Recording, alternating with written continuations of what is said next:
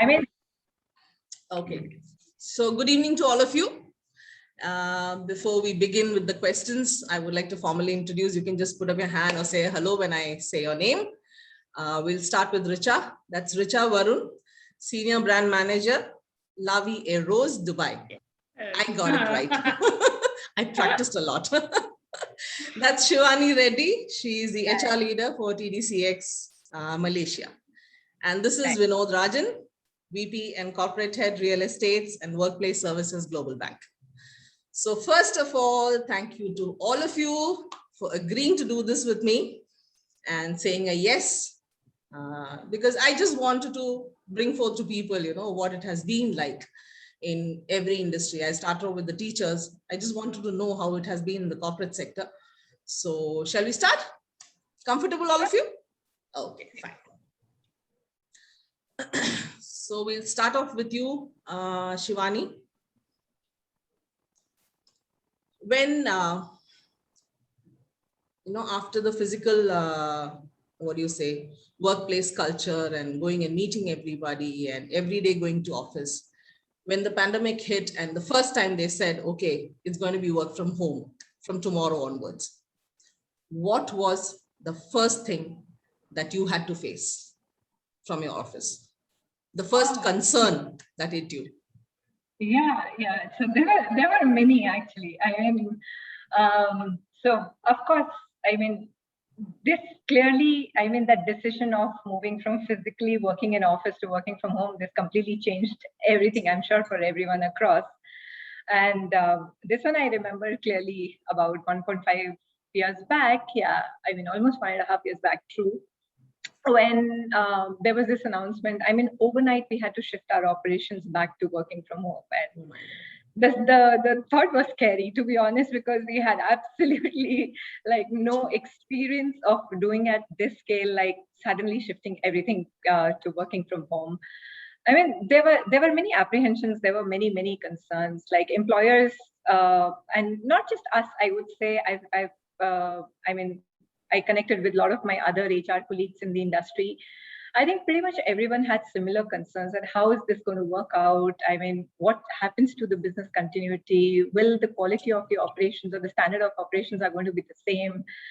How our clients are going to react? All those were really, I felt they were genuine concerns. And another thing which really nobody had a clear answer back then was, how do we mobilize teams and quickly arrange working from home?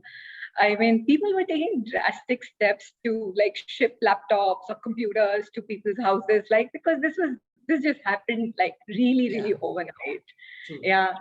And another big thing on everyone's head, to be honest, was, what about the compliances? When people are working from home, how do you ensure compliances are in place?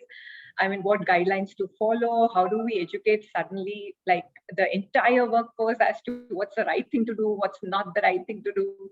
So I felt those were the first few, on top of mind, people's apprehensions, especially from employers' perspective, is what I feel. These were the ones. But at the same time, even all of us, as employees, also were really concerned about. And I think the biggest concern on everyone's mind was, what's going to happen to my job? Am I going to lose my job after this? True. And still, I feel that's still a thought in a lot of people's minds, because situation is still not gotten back to normalcy. And the job security was a big concern.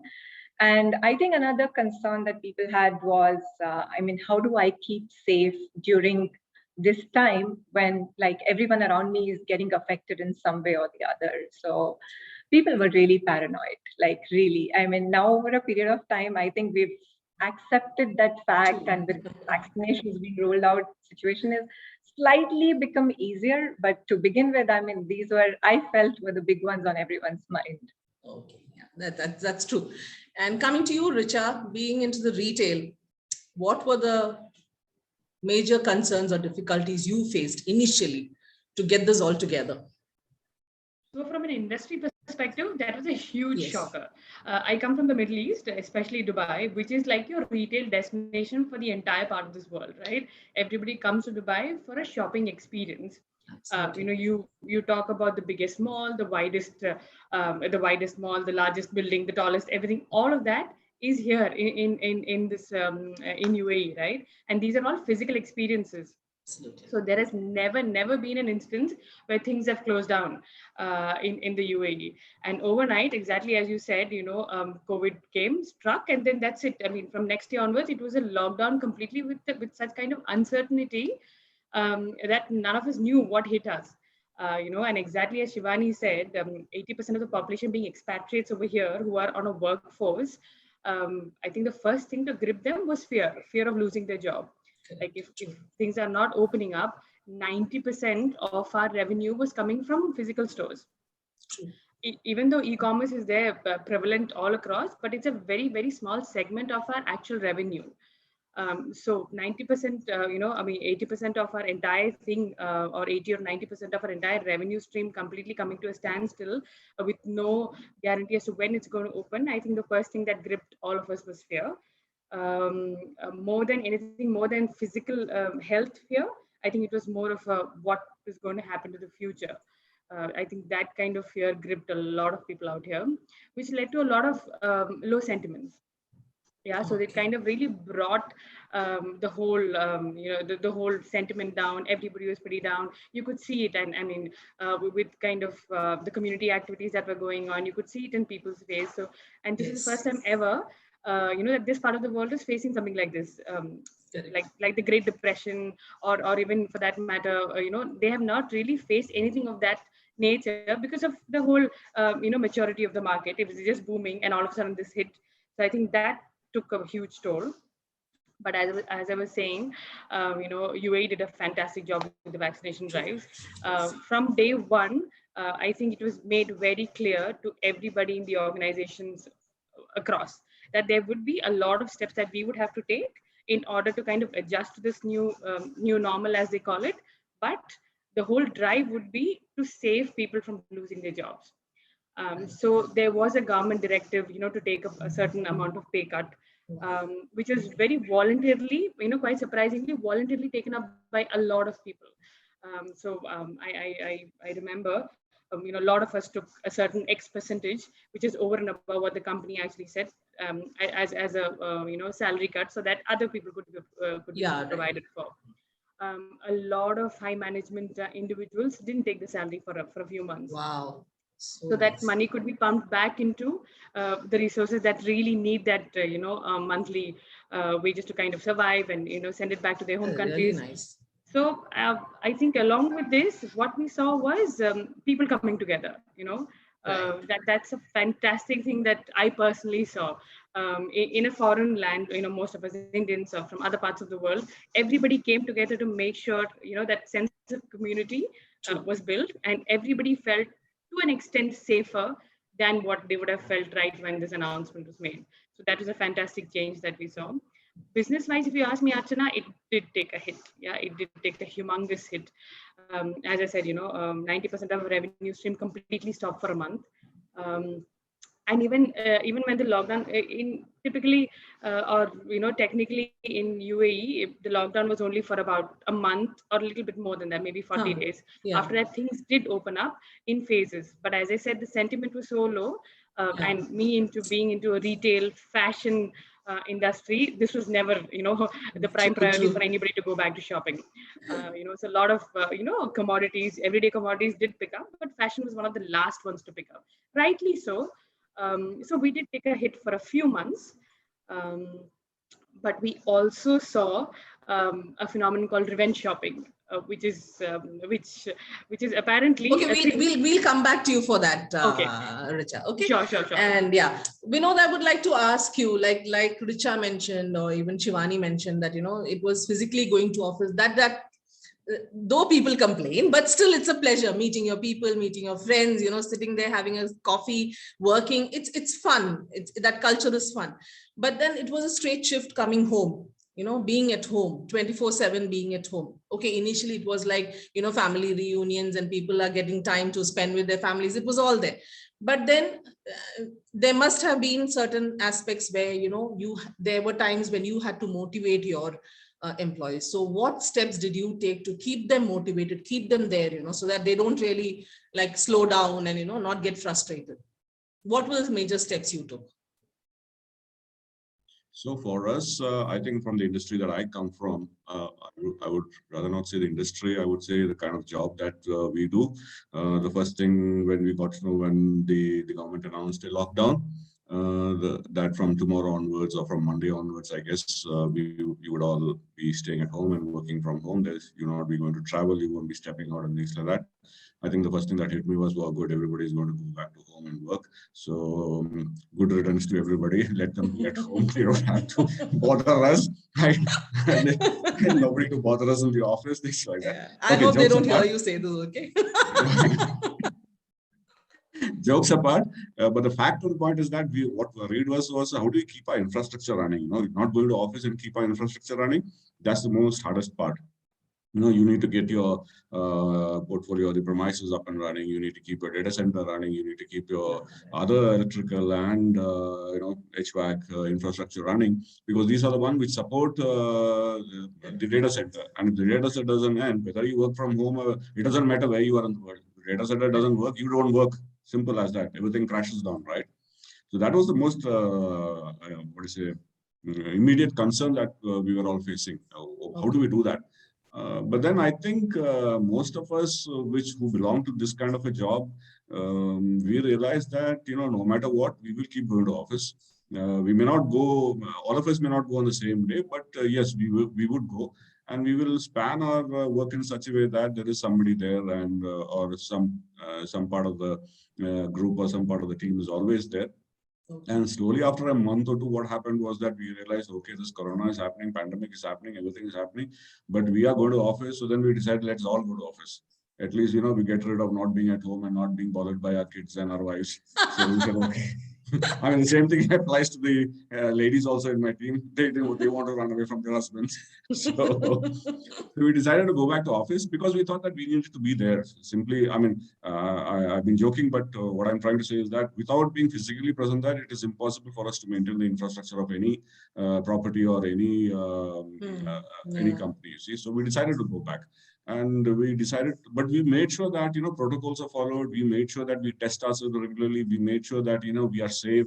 The way we travel from the home to the offices and back to the homes, we made sure that we travel. We didn't want to go back and infect our own families, right? So we made sure that the premises in the office, even though we were just about 10, 15 odd people in the office or any particular building, but we made sure that the entire building is sanitized on a regular basis, day in, day out, including, deep sanitizations, which happens in the night. So, and every touch points. So, but that also helped us in one way. It also helped us to reinvent ourselves and actually improve our health and safety protocols for the company. So when people today come back to office, they see all these changes that have happened, and they visually see it, and they feel happy about it. They feel safe about it. You see, no matter what we tell people that we have done, people will only believe when they see it, right? So when they see all these things happening, I mean, a simple thing like, let's talk about the cleaning department. If the cleaning lady is walking across the floor and walks up to the gentleman or the gentle lady sitting there and says, "Ma'am, do you want me to wipe your laptop or a desk?" You see, that is enough communication. She has communicated much more than what probably I would have sent out on a PPT or on a PDF, all-employee communication, right? She's changed the game. She has conveyed it, what needs to be conveyed by us as a department. So we made those changes. So when people return back to office, they saw this and they are feeling, trust has to be built, and trust cannot be built just by talking about it, right? So that helped us to reinvent our health and safety regime. And that is one of the positive aspects that came out of this, and we were able to scale up. And so I guess that's something good that has happened. But yes, there have been problems, and I think we'll speak about it later with regard to continuously working from home and things like that. So that's my take on this aspect. Yeah, Shivani, I would like to ask you, like you mentioned about health issues, it is difficult. Like sitting at home, people are not able to go out, not able to walk, they were not able to go to the gym or whatever the kind of exercises. Was that kind of slowing people down? Were there employees complaining about, did they have health issues, or like you said, there was fear of COVID, but was there other kind of complaints that people had, or there was frustration among them working from home? Did you have to deal with all that? Yeah. So of course, I mean, the organization that I come from, we have like more than 50% as young expats. Like my average age in my organization is less than 30. So, and these are like young kids who are like away from home and far away from their families and friends, and probably a lot of them for the first time, like outside their home country. So, and suddenly when you land up in a different country in middle of like, I mean, yeah, and then you face the situation where even, for example, unfortunately, actually, Malaysia didn't have like, it had lockdown for quite a longer period. And like, yeah, we were homebound, like we just recently like got out of the lockdown, like full lockdown. And over a year, it was the same story. So especially when you're in that situation, far away, and you're away from your family, you've not made friends yet in the new city. So it's all like you're completely isolated, right? And a lot of them didn't know how to cope with this kind of situation, and with conflicting guidelines coming on what to do, what not to do, what are the SOPs regarding the lockdown and movement control orders and all of that, which was adding more to the chaos that already existed around. So it was indeed very, very difficult. I mean, no doubts about that. It was absolutely very difficult for a lot of them.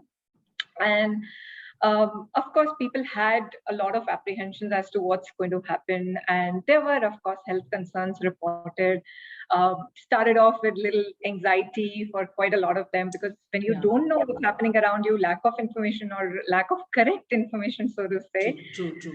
So we took it upon us to say, I mean, now, of course, they're in a different country, and like, what can we do to support them better? So small things like, okay, having a regular check-in, not just to say, okay, hey, hi, how are you feeling, but go a little deeper. We started training our managers to say, have deeper conversations to see what's happening around them, like how are they feeling? I mean, what's the kind of thing that's building, I mean, that's creating anxiety? What can you do to support that? And in fact, there were like, I mean, it was built into the process, so to say.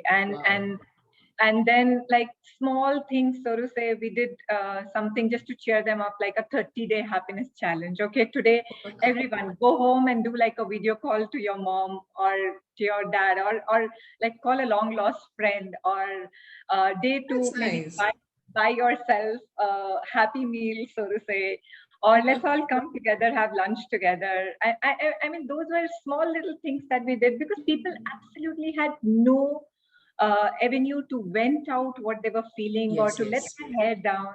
I mean, for example, we started with a concept, say, lockdown parties. So yeah, we're in a lockdown, so why not? Let's just get together and celebrate. So every Friday used to be a happy hour. I mean, of course, we could not go to a pub and have a drink together, but let's do like a virtual happy hour. Oh, wow. Yeah, so there were a lot of those fun things, like, I mean, at absolutely no cost, but yeah, it just gave people a sense of community, so to say. I mean, that yes, you're in it, but you're not in it alone. So there's everyone around, and we build a so to say, a group of people coming together and sharing what they were really feeling, which encouraged quite a lot of others to open up and speak about what they were going through. And that I felt was very important. Yeah, because a lot of times when we're in that situation, we feel, okay, oh my God, I mean, is this the right feeling, or am I the only one kind of feeling? Yeah, true. So I think building that community, give them a courage to say, come out and open and speak about it. And then if somebody has been like trying to cope, what are things that you have done? Apart from that, like I think there was a lot of focus in the last year to create awareness around mindful techniques or yoga. Just before you start your shift, okay, let's do like a 5-minute virtual yoga. I mean, it may not really help you, I mean, drastically, but it's just that coming together, seeing people, just having fun, just gives that little positive push that you're looking for. So a lot of those things like came into existence. I mean, we used to have like those in small bits and pieces, but I think the entire framework and doing it regularly, keeping at it, was the key in the last 1 year. And especially with the kind of population that we have, like young, under 30, away from the family. I think this was very well received by that group. Superb. So it's so good to hear that itself, to hear that. I mean, really nice. Like you said, it's very important that they are kept motivated, awesome job. Richa, I would like to ask you, like you said, the people coming physically to the stores and shopping, like you said, that adds to a lot of revenue, but unlike when they are homebound and, they are online shopping or things, it doesn't happen. And as it is, like you said, pays are less and people are, they're not sure about whether they'll be paid the next month or the month after that. So shopping does come down. What changes did you bring about to, your company bring about to see to it that some way you retain that, kind of your standard of revenue and, it happens regularly and doesn't really drastically drop down? What are the changes you made? Yeah, so one of the changes that we made drastically, which was the call of the hour, was the digital transformation. Okay. So we made it very, very easy for people to shop without having to step out of their houses. So e-commerce, mobile commerce, and WhatsApp commerce became a thing for us. So we were sending across. So for every brand of ours, we have a set X number of customers who are in regular touch with us. So a certain set of customers would get serviced by an individual stylist or a sales representative who would either talk to them, whichever mode of communication that they preferred, either WhatsApp or through calls or through video calls, and they would all be presented the products that we have, the new launches that we have, whatever they kind of have missed by not coming to the store, we presented to them in a very personalized manner. Or of course, our e-commerce platform, which is 6th Street, which had a multitude of brands, were made available to everybody. Great. And so then, people could shop no matter where they were. Yeah. And then we did a lot of sanitization, things, compliances. So wherein if we were delivering it, we were delivering at the doorstep. Everything before delivery, it was obviously sanitized, packed accordingly.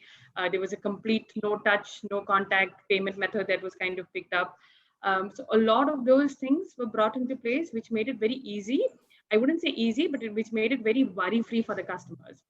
True. So, once COVID hit, I think, the biggest issue for everybody at that time was physical contact. They didn't want to be in touch with anybody that they didn't know. Right.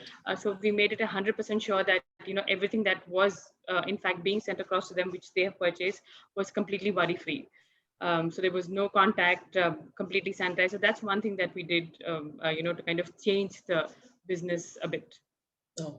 That's great. That's really nice. I mean, that was very important also for the business and for the people to have trust in your brand. That was very important. Yeah, true. Exactly. Vinod, I would like to know from you, like, how did you take your team together? How did you keep them together, motivated, and through this, so that they don't slow down on their work and they are there, they're doing their work? Yeah, I mean, it's been a difficult period for everybody. Everywhere. It's just not my team or my organization. I think the world over, it's been a very difficult period. You hardly can deny the fact that it's been the most difficult period that the world has experienced since, I don't know, since years or since ages. I think since the Great Depression, I think the world hasn't encountered such a scenario, right?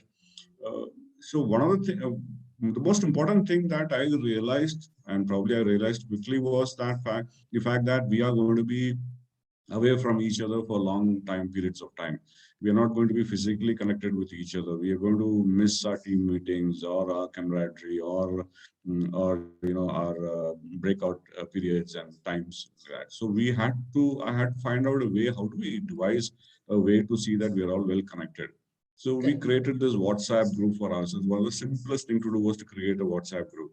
And by the way, the numbers that I never had in my phone, I started having those numbers. My team is so huge. I just had about 10 or 15 people's number. Then I realized that I have 80 people's number. So you see, so once I had that number and once we got connected on WhatsApp, those kids also, the youngsters also started connecting back to me. They'll start sending me a message or something, or ask me a question or anything, something like that. Yeah. We would interact on WhatsApp.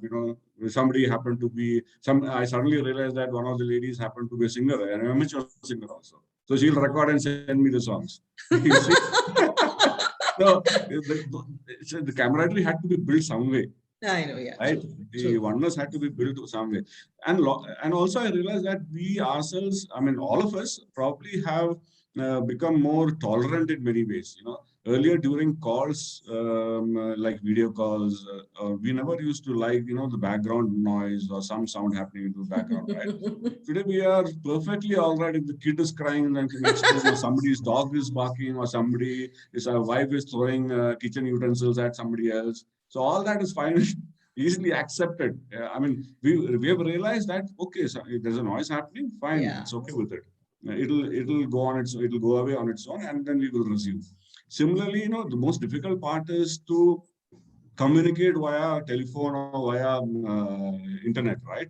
When you're on a call, the emotions don't come out properly. Yeah, You see, true. when you're talking to somebody in the office, just 2 feet away or 6 feet away, the emotions are communicated much better. Even if you shout at that person, the person sees your body language, sees your face, and the person is okay with it.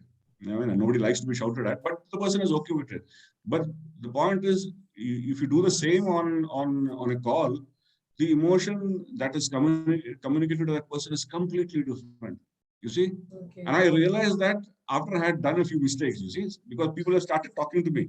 One thing good is that these guys and these girls found it comfortable to speak to me, so they started talking to me. They started saying that when you shout at us or when you scold us, we find it very difficult to digest it. But that was not the case when we were in the office, you see. So Correct. I need to, what I had to understand was the way I communicate. I mean, what kind of emotion am I going to bring? So that changes I had to bring to myself. So that was very important for me. And also, the biggest another challenge that I faced was to get everybody on the line. In the office, you can just stand up, and if you were to give a communication or if you were to pass a message, you can just stand up and you have 40, 50 people in front of you. Even if you have to pass on that message to 4 or 5, you can call them to the next door meeting room and talk to them and communicate. Or if you want to communicate to the entire team, you can just stand up and communicate. But today I had to find whether the other person is free because I have to get him on my Skype call, right? And the poor man will be doing some job, or he or she would be talking to somebody on some aspect of the job. How do I communicate to these people in all go? So the effort that I have to make is much more. I have to call each of them individually. The same thing I'm communicating to 10 different people, right? In 10 different calls. So that something was very difficult. So we realized that best thing to do is to go back to office. So yeah. No, but these are the genuine challenges that we face, you see. Yeah, That, correct. and that is when it comes to work. Then as it progressed, we found a lot of, there was nobody in my team who was not affected by this. I can tell you that much. Okay. Every person in my team, we are about 80, 85 people. Yeah. Discounting the outsourced staff. Okay, 80, 85 people. Every person in the team was affected by this in one way or the other, either by contracting the virus themselves, or somebody in the family member contracting, or somebody in the family, some more than 2 or 3 people in the same family having it. Oh my God. Somebody losing their near and dear ones. Some people losing their best friends in the world, and all this comes as a shock. You see, I Exactly. mean, I remember this person. He was watching TV and he had a heart attack and died. I mean, what more can you think about? I mean, the kind of shockers that it sends. My bestie from I guess 25 years, 30 years. I mean, we have done the most worst and massive operations and survived and come out alive. And the poor man had to come to Bangalore, go back, catch a flight, go back to Delhi, lands in Delhi, goes straight to the hospital, and in 2 days he dies. Of all the things that we did, he has to die of corona, of a virus. You see, and we have done the most massive operations that anybody can think of, and we have come out, alive. But this is so. These are the shockers, and it hits you mentally. Yeah, I mean, you don't know what's happening. You find it very difficult to believe that these things are happening. It becomes very difficult to digest. You can't even go to somebody. As Shivani was saying, you can't even go to somebody and ask, "What's the problem? Yeah, What true. is the problem with me? Why am I thinking the way I'm thinking? Is it okay?" And then you have kids at home. What do you communicate to them? It's not been an easy ride. I mean, people at home, as you guys were saying, the first thing that in their head is, whether the jobs will be okay. Even if the company goes around and says that the jobs will be kept and nobody's going to be, taken out of the job. The second thing is that will we all be safe? Will my family be safe? I mean, and then the problems that are created, as Shivani is saying, mental health is taken a big time hit. It is time that we started talking about it. It's time that we started realizing this is a fact of life. It needs to be addressed. You can't do superficial actions, whether as a community, as a society, or as an organization. You can't just do superficial things and think that everything is going to be tiki-tiki-boo, everything is going to be okay. It is not going to be okay. 1 year down the line, 2 years down the line, you're going to have repercussions of this. I mean, look at it in a small, the average size of a house in India is 700 square feet. In that house, you have the husband, the wife, the kids, and in some cases, even the in-laws. Okay. Then you have the wife working, the husband working, the child going to school through his online classes. And then just imagine the kind of dilemma these people were in. They have all had to take a serious, they have all had serious issues. Look at youngsters, forget the married people or the people, look at youngsters living in PG. Suddenly they find themselves alone. Earlier they used to go to office, they see hundreds of their colleagues. Here they were all alone the whole day. That's what your working hours automatically increase. Instead of working 8 or 10 or 12 hours, you suddenly find yourself working 15, 16, 17 hours. I mean, that is ridiculous. I mean, you need the bridge between work and life seem to have disappeared. You see, we forgot what is life and what is work. I'm talking about the young professionals in the IT field and in various other fields. It becomes very, very difficult. And mental health has taken a big toll on them. I know a lot of things that has happened to these youngsters, you see. And then there are people who have actually lost their jobs. I mean, we have been working for great organizations. So many of us, all of us have not lost our jobs. But a lot of people have lost people in the service industry. They've all lost their jobs. When they lost their jobs, what was happening to them? They're going back to their homes and sitting there and looking up at the sky and wondering, what do I do next? You see, because they're from the service industry, they don't get any other job. And when I say service industry, I'm talking about the panwala selling cigarettes and bidi in the road to the 5-star hotel caterers. You see, it's a whole industry, billion dollar industry in the country. Okay, so this is all taken a toll on the mental health. And as Shivani was saying, there's a lot of things the companies are doing, but that is not enough yet. And as a society, as people in the society, it is time we started talking about it seriously. We talk and take concrete actions instead of being very superficial about it. You see, some companies have done it. In case of Shivani's company, they've done much better. In some companies, have not even thought about it. But when you bring people back to office, then you will realize the problems that the organization is going to face. I have seen in a separate company, one of these days, we have started going back to office. It started raining. I saw this one young man from a different company coming out of the office, started walking in the drain and started drenching himself completely. So I found it weird. I don't know why. Why is he doing it? And then after that, he comes and stands somewhere under a shade, takes out 2 cigarettes and starts smoking. 2 cigarettes, not one. My God. You see, these are small things. Small things, yeah. You can notice. But major impacts. Small things, but major impacts. When people start coming back to office, if the organizations don't really handle this, in a very serious manner, people, leaders, leadership, organization, departments, teams are going to face problems. Because everything is going to break down in terms of mental health and physical health. Even physical health has taken a toll. I mean, that's what I wanted to ask Shivani about. Did you face these problems of having to counsel people, who had sitting at home frustrated? Did you have to really counsel them and talk to them, or get somebody to talk to them personally? I'm saying 1 or 2 people. Was there issues like that? I see Rajan smiling because just about a week back, Rajan and me, we were having like this long conversation on what's happening on our side, on especially on this aspect. Yeah.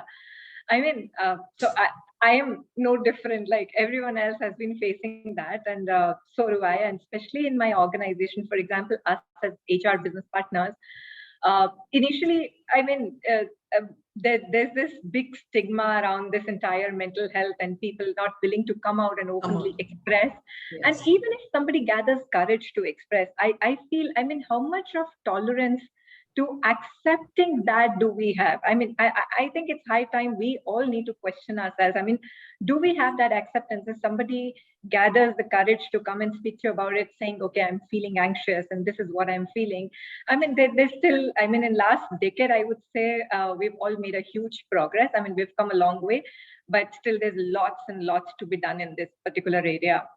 I mean, but good thing about all of this is in last 1 year, yes, it has accelerated that awareness or the understanding of what at least it has started. Exactly. I could really see that gradual mind shift, especially in my workplace. But we're far away from being neutral to all of this, right? I mean, to destigmatize it. I mean, if I can use that term. I mean, in terms of the conversations, in terms of what we were going through, I come from a BPO industry. So BPO itself, I mean, because of the erratic shift patterns, and then on top of this is what's happening. So there are, of course, have been issues which have always been persistent in this industry. But in last year, of course, those were aggravated a lot. And it was really sad to see when you walk up to a manager and you're having that conversation, and suddenly I've heard that myself, that okay, this guy in your team probably is facing something. Can you look at giving him some time off, or let's organize some sessions for him? No, it's just a way of shying away from work. I mean, that's the response that we hear. My God. And it's his excuse of like being away from work. I mean, that really tells a whole lot of things to Absolutely. you, right? I mean, do you really understand what it really means? I mean, the fact that the guy is coming and expressing, which means he needs help, he's already at that juncture where things are already really, really bad. I mean, there were two sets of conversation. I mean, there were two sets of groups, I would say. One was like this group that I'm talking about, where, I mean, not even an acknowledgement or acceptance of what the person is feeling. I mean, let alone being able to help them or do things to put them at ease, right? And then another set of people who I know were showing signs of withdrawal, or like not in being their real self, what I have actually seen them pre-pandemic. I mean, you know people, right? And suddenly when you see a change of behavior or change of pattern of how do they communicate, these are very small little signs that one can pick up and see that, yeah, I mean, you really need to intervene at this point in time. For example, a clear example that Rajan just shared, the guy smoking 2 cigarettes and getting drenched in rain. These are not normal signs, right? I mean, the person is not doing that for fun. I know, doesn't do it every day. Yeah, there's something in his mind, I mean, which really is like unaddressed, right? So, I mean, picking up those small signs and then having those conversations, giving them a very, very safe environment for them to talk about. So I think we started off where I was personally getting involved in having those conversations. And trust me, I have no experience of doing this. I'm not a psychologist or a counselor myself. So I had absolutely zero knowledge of doing this. But what my learning from out of all of this has been, I mean, just connect with the person and have a heart-to-heart talk that really, really goes a long way. I mean, that just a way to start off. Absolutely. And then sooner than later, I mean, we do realize, I mean, this is really a big issue that needs to be addressed.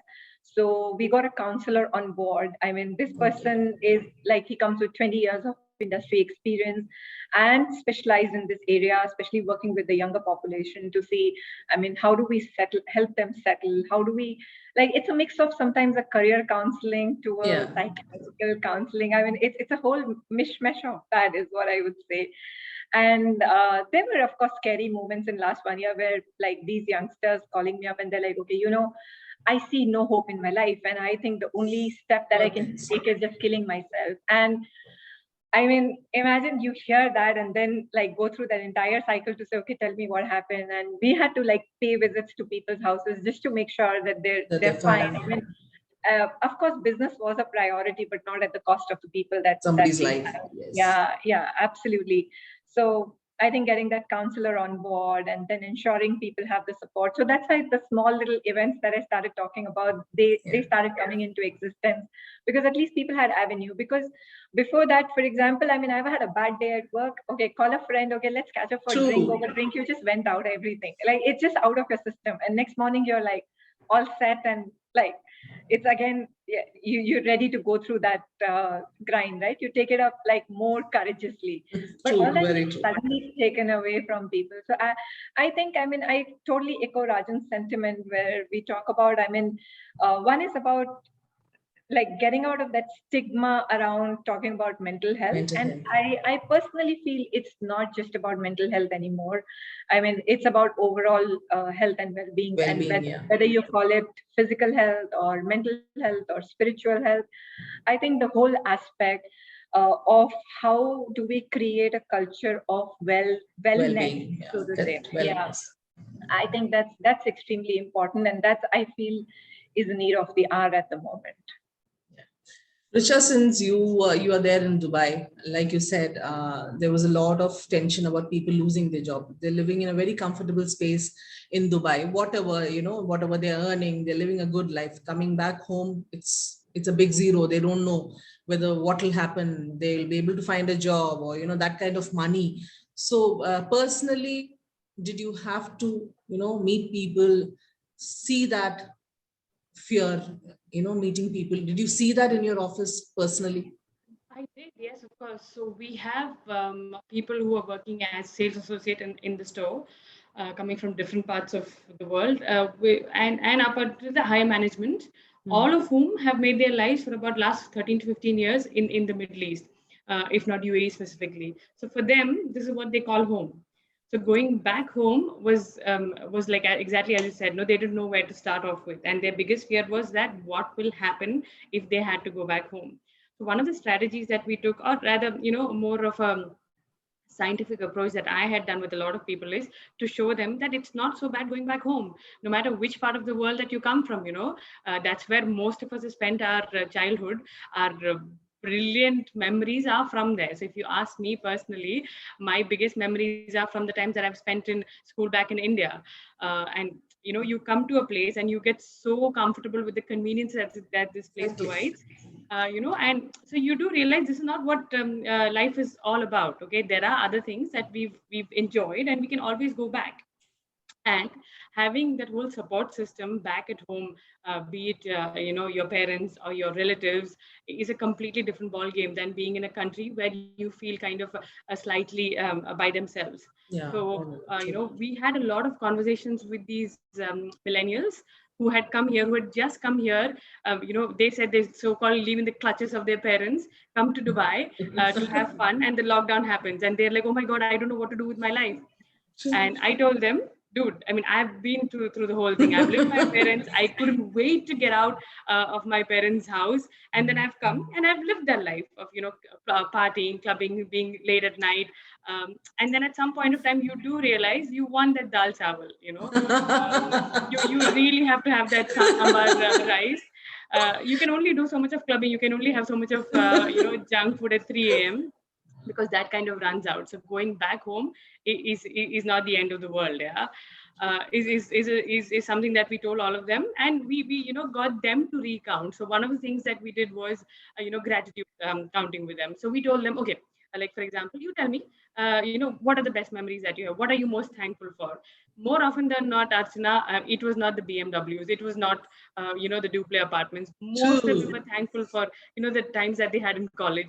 What Vinod was saying, right? Him and his best friend doing really Yeah. things that cannot be maybe discussed outside. But most of them came back with those anecdotes as something that they're grateful for. Then we asked them, we followed up with the question that if those are the things that you're grateful for, why are you fearing going back home so much? Uh, So you know, right. so that kind of got things into perspective for them. And we've seen that even from a personal point of view, we have a fantastic group of friends here. All of us went to school and college together. We've known each other for a minimum of 20 years now. All of us have kids of the same age. And we all used to sit and discuss, it's not so bad going back, going back to our roots. True. And if we have to start all over again, we will, because at some point of time, we came to this place, started all over again with zero experience. Now we're going back as enriched individuals with 15, 16 years of experience. If nothing, we are only going to start 2 steps ahead back in our country. So Wow. It's not all gloom. So that's something that really worked, I guess. Yeah, that's really nice. I mean, that's something really positive, and people need to hear that yes, going back is not all that bad, because that is the most thing they fear. That is the thing they fear the most, that going back what. So Exactly. Going back is not all that bad. That is one great thing that it's a good thing, and very strategically told to them, I must say. Very strategically handled. Okay, Vinod, I would like to ask you, other than that, the fact that you can have your meetings in your pajamas, what was the best thing that the pandemic gave you? What is the best thing that you experienced in the past? I ain't wearing my pajama now, so don't ask me to stand up. No, I won't. Don't worry. So, I mean, taking a lead from what you just said, so during the meetings, I'll ask everybody to switch on their video. So everybody will have to, poor guys will have to, by default, switch on their video. Some guys will come out with some excuse saying, my work thing is not working.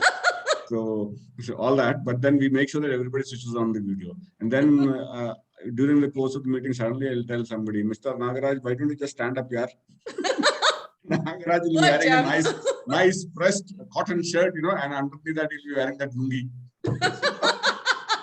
Poor guy. But the best part about it was, these guys were willing to stand up, because they wanted to bring that humor in the entire meeting. True. See, and make the moment lighter. By standing up and becoming a joker, they were ensuring that everybody else in the team was having a hearty laugh. You see, that is a stress buster. Absolutely. Yeah. And I would have to agree, Vinod, that lungi is one of the best costumes ever. Like, seriously. Don't ask me why I know it. Now I know why you know it. I'm a big supporter. Should I play the national anthem in the end?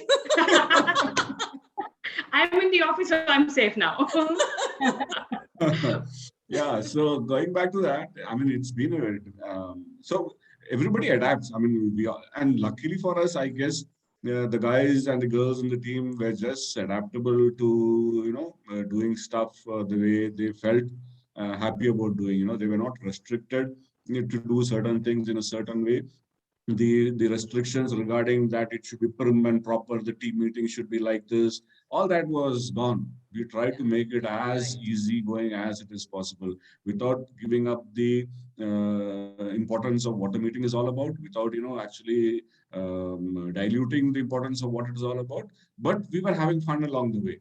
And there were people, there were people who were in their hometowns in villages. So we'll ask them to switch on the videos. You'll see that villages, the greenery, that itself brings a lot of cheering, right? I mean, you're watching it on video, but you're seeing somebody else enjoying that sunshine and that air and that breeze, and sitting there in that, a nice, beautiful old homes, those wooden homes and mud homes and, less concrete homes, and enjoying the scenario. And then there is suddenly during the course of meeting, the sunshine will become rain. I'm talking about Kurg. People, my girls from Kurg. And exactly. People like us, we had to depend on virtual backgrounds of a beach or a mountain. Yeah, but we got this background, So that probably created we had to adapt and change the attitude, the way. And I guess everybody in the team slowly started realizing that, this is a time that we need to be together, no matter what. Everybody was there for everyone, whether they had a problem at family, whether they had their own personal problem, financial problem. We were all stepping up things that we have never thought about or never done, which we never consider before. We started acting on those, and I think as it came automatically, as human beings, probably as Indians, I don't know. I'm being a little patriotic there, the Indians, but I think as human beings, I guess. We are genuinely, we genuinely want to help people, I guess. If you look at it, all that bad a species. Yeah, it's not. Going back a few years back to the Mumbai floods that happened, if you remember the Mumbai floods, sudden floods that happened in Mumbai, not a single person was hurt. When I say hurt, hurt in the meaning of what is considered to be bad in this country by the media, which is thrown up across the world. Yeah, I know. True. No, which is not true. The statistics don't prove I it, know, but media highlights it. Not a single person was hurt during the Mumbai floods. Everybody was given shelter or they were helped to reach their homes. Mumbai people are like Phoenix. That is what we are. Unlike the havoc that was created a few years earlier to that in some other place, inside a stadium, and the horrific incidents that were happening inside the stadium when there was this huge typhoon going around in that city. But in Mumbai, it did not. So I think as people, we all automatically became, helpful, and we just stepped into that mode of being helpful and reachable for everybody, and that probably made life a little better and easier. Not considering the fact that what Shivani was saying, those are problems, and those problems existed, and as long as we all acknowledged it and we did something about it, so it's all great, and we will continue. I guess we will continue to do that. So, and that's as the learning. I think Richa said earlier, that's important point is technology. How technology has, as I always keep saying, previously pre-pandemic, I think technology was like just chugging along, as I say, like a locomotive engine. But today it is different. The adaptation of technology, the technologies that are being used is humongous, and it is being adapted at breakneck speed by companies. But ask me about it. Yeah. Being a housewife, I'm all over technology. Yeah. So the realization that is coming is that technology will be the centerpiece of everything that is going to happen, and how we adapt and how we juxtaposition technology with the physical space will play an important role going forward. Okay, so my last question of the evening to all three of you, I would like to hear it from all three of you. What do you think will be the challenges when you, physical offices, it started, your workplace, you started going. So now what? What are the difficulties that you face now? Or, what is the one good thing that's come out, you feel, what people say, your employees? Shivani, from you. Let's hear from you, then Richa, and then Vinod. Sure. Now let the lady say first, then I'll get a clue from that, and then I can. Yeah. No, I think just like the first transition from physically in office to working from home, and now from home going back to office, rolling back. This is again like going through the similar cycle, but this time at least we are doing it gradually. It's not like sudden, just like cut off, like what happened last time with all of us. So I think it has given all of us in a way some time to think about it, plan, and slowly start rolling back operations back in office.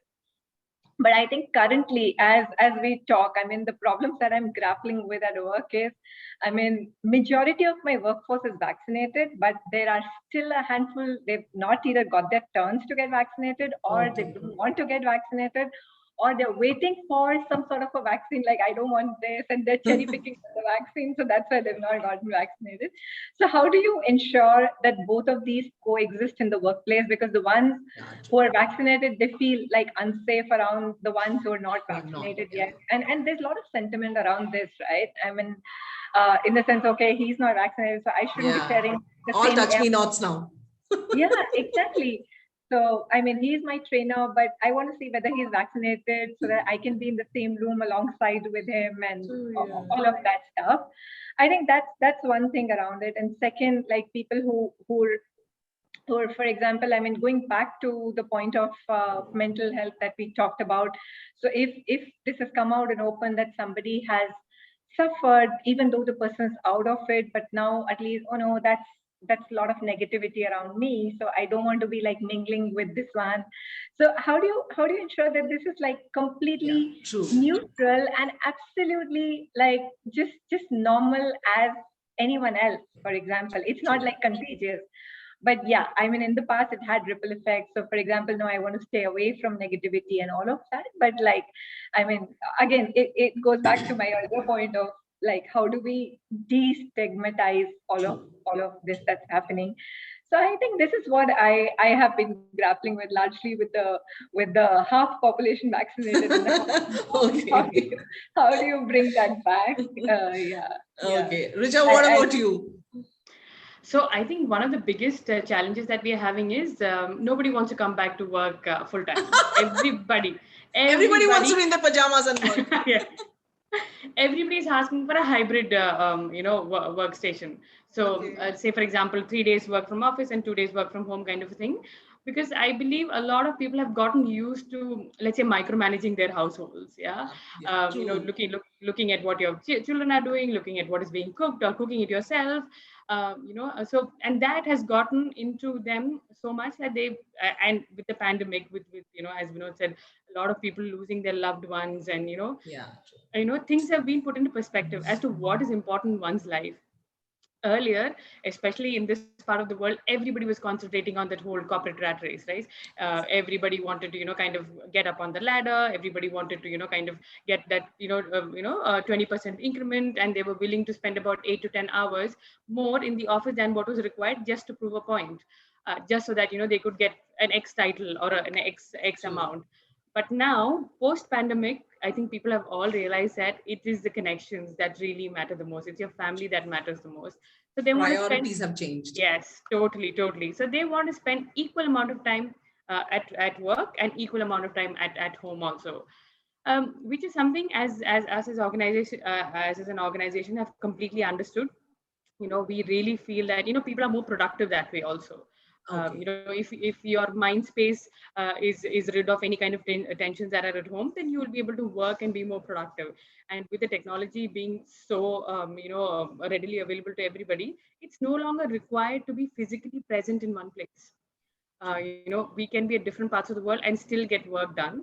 And it's not a lockdown anymore, so it doesn't feel like an emotional burden. You can always go out to get coffee, you can always go out to meet friends, but you also have the time to spend time with your kids. You can see them grow.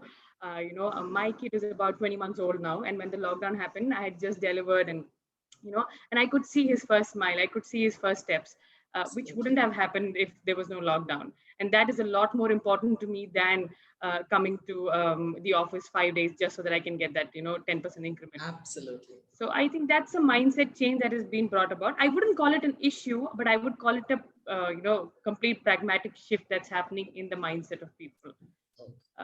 And Vinod, what about you? I think as organizations, I probably would say that we are grappling with the situation. I mean, we're not going to get back to all of us. I mean, most of the organizations have taken this call that they would not be bringing back everybody to office. So there probably would be a hybrid model of working. A remote working will stand to be there. It's going to be an era of working from anywhere kind of a concept, with technology advancement and supportive of these kind of working. It's going to be there. So it's not that everybody is going to be back to office. And office more so would be probably utilized for touchdown meetings, camaraderie, Friday outs and team meetings and town halls and probably those kind of events. And when you have a client visit, or probably when you want to do a project and you want to gather a project team, come together and do a delivery. I think all that will be more important from the point of view of coming to office. But otherwise, as a hybrid model, I think most of the organization or all of them would really go about working 50% or at least some percentage, 20%, 25% or 50% working from office and working from home. So that will be there. But the point is, when these people get back to office, how are we going to deal with them? We don't know how these people have changed in the last 2 years. One is that. Secondly, 2 years have not been, 2 years does not mean that we have been in a place where we have those same kind of people or the same team people, right? There have been new hirings also that has taken place. And we haven't met any of these new people. We don't even know them. Now they are going to be coming to the office. You're going to talk to them. You're going to meet them. So we don't know what kind of people they are and what kind of people they have become in the last 2 years. Yeah, right? true. So it's going to be hands full for people like people in the HR or people in leadership or people in mental health practices and various other things. It's going to be hands full for all of them. And as organization, as leaders in the organization, I guess it is time now. The impetus is more on how do you bridge that physical and technological gap? How do we call it digital now? some new word some young kid has come out with. So that's what it's all about. But yes, well-being, physical and mental health well-being is going to be the top priority. See, we say customer centricity, right? Simple thing. We say customer centricity. And then we also realize that there is employees and they make or break the success of a company. Now you juxtaposition both of them. So that is what is going to happen now, that people are going to not just be customer centric, but people are also going to take care of their employees so that, they are there, they are available, and they can be more productive than they were, or they can be as productive as they were. So that's going to that's the importance that's going to be. So it's going to be a new shift, new thought process, or new actions will be taken to make sure that these things are taken care of, and these points are up there in the mind of everybody in the leadership and the HR and the leaders at every level, to ensure that there is smooth sailing going forward, because we don't know what we are going to expect when things go back to people coming back to work. We'll have to wait and see. But yes, this will be on top of our mind. Whatever, yeah, like you go along and make a plan. Absolutely, like even the pandemic hit us for 2 years. It's okay, we'll come back with a very positive shift. No corona can beat us. It's like that. Very interesting. I've had a very interesting observation. So in past, like couple of months, especially, I've had like my workforce asking, okay, when can we go back to office? When can we go back to office? I guess people miss those like little interactions, the casual chit chats. I mean, like somebody in my office called them. So I just happened to ask that person, okay, every week you call me and you check with me, when can I go back? So so what's really like in your mind? I really want to understand what's that exciting thing that you miss in office. So he's like, I miss the water cooler moments. Whoa. I like that. Exactly. So I was like, yeah, this is a new cool thing, water cooler. I know, seriously. I know, seems like very small things, but then a major, what do you say, stress busters and relief for people that it used to be, small chit chats like these moments, small moments. But yeah, they'll all get back to it and get back to it very positively. And I'm sure you guys will do an extraordinary job. So thank you very much, all three of you, Shivani, Richa, and Vinod, for joining me. It was great talking to all three of you and so much information. I'm really, really thankful. Thank you so much. Thank you so much for having you guys. Have a great day. Yeah, bye-bye. All of you have a great day, and a lot of wishes to all of you. Thank you. Thank you. Same to you. Bye-bye. Thank you, Shivani. Bye, Richa.